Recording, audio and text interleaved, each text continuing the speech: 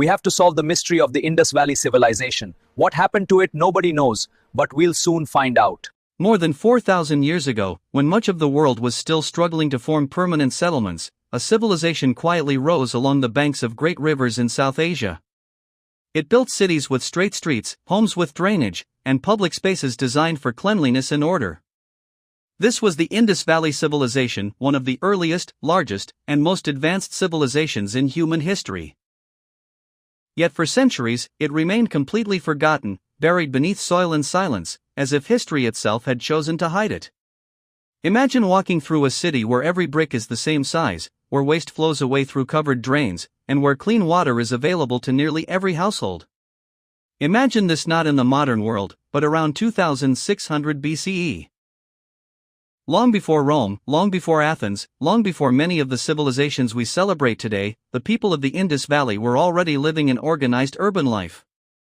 Their story is not loud or dramatic. It is subtle, disciplined, and deeply mysterious. The Indus Valley Civilization began to take shape around 3300 BCE, but it reached its golden age between 2600 and 1900 BCE. At its height, it covered an enormous area, stretching across present-day Pakistan, northwest India, and parts of Afghanistan. In terms of size, it was larger than ancient Egypt and Mesopotamia combined. Its cities grew along the Indus River and other seasonal rivers that provided fertile soil, water, and trade routes. These rivers were not just sources of life, they were the foundation of the entire civilization. What truly sets the Indus Valley apart is its cities. Sites like Mohenjo-daro and Harappa were not built randomly over time. They were carefully planned from the start. Streets followed a grid pattern, intersecting at right angles. Residential areas were separated from administrative and industrial zones. Houses were built with baked bricks, often 2 stories high, and many had private wells and bathrooms. Beneath the streets ran an advanced drainage system that carried wastewater away from homes, something even medieval cities failed to achieve thousands of years later. At the center of Mohenjo-daro stood the Great Bath, a large public water tank lined with waterproof bricks and connected to a sophisticated drainage system. Its design suggests that bathing was not merely for hygiene, but possibly for ritual or spiritual purification. This emphasis on cleanliness appears throughout Indus cities, showing that health, order, and discipline were deeply valued. While other ancient civilizations focused on monumental temples and royal tombs, the Indus people invested in infrastructure that benefited everyone. Daily life in the Indus Valley was stable and productive. The people were skilled farmers who grew wheat, barley, peas, and were among the earliest cultivators of cotton. Their agricultural success supported large urban populations. Alongside farming, they developed impressive craftsmanship.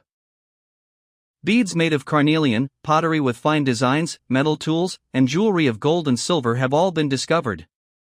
These were not crude objects, they reflected taste, skill, and specialization. Trade played a major role in the prosperity of the civilization. Archaeological evidence shows that Indus merchants traded with Mesopotamia, where the region was known as Maluha. Indus seals have been found in modern-day Iraq, and Mesopotamian records mention traders from the east bringing goods such as textiles, beads, and precious stones. The use of standardized weights and measures across the civilization suggests a regulated economy and strong administrative control, even though no written laws or royal records have been found. One of the greatest mysteries of the Indus Valley Civilization is its script. Hundreds of seals and inscriptions have been discovered, bearing symbols that clearly form a writing system. Yet, despite decades of research, this script remains undeciphered. The inscriptions are short, offering no long texts to analyze. Because of this, we know almost nothing about their political system, their rulers, if they had any, or their beliefs in their own words. The civilization speaks to us only through its ruins. Religion in the Indus Valley appears to have been simple and closely tied to nature.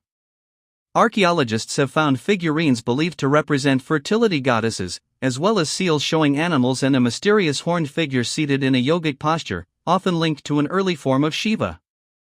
There are no massive temples or priestly complexes, suggesting that religious practices were personal or community-based rather than controlled by a powerful elite.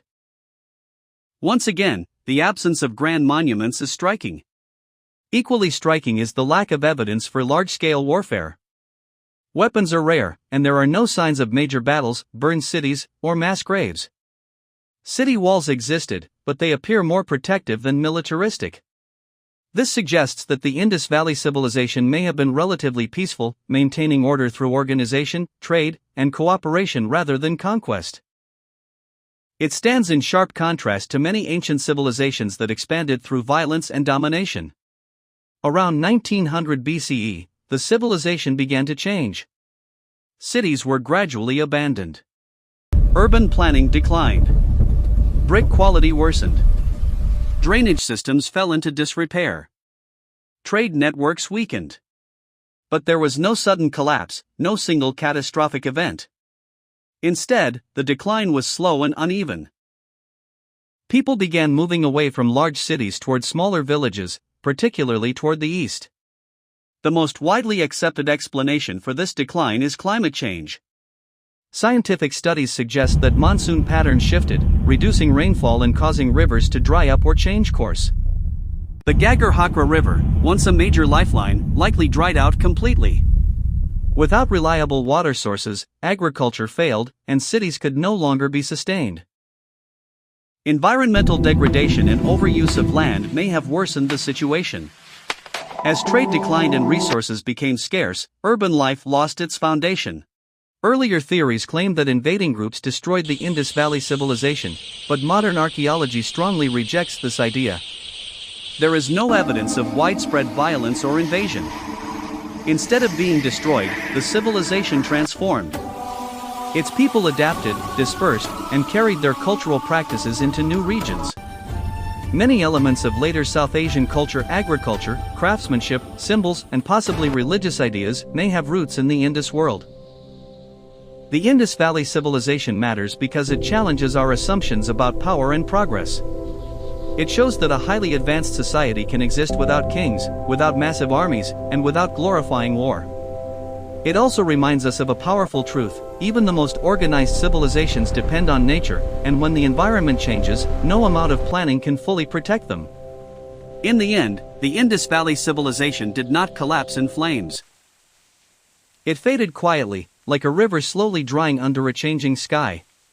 Its cities returned to dust, its language fell silent, and its people blended into history.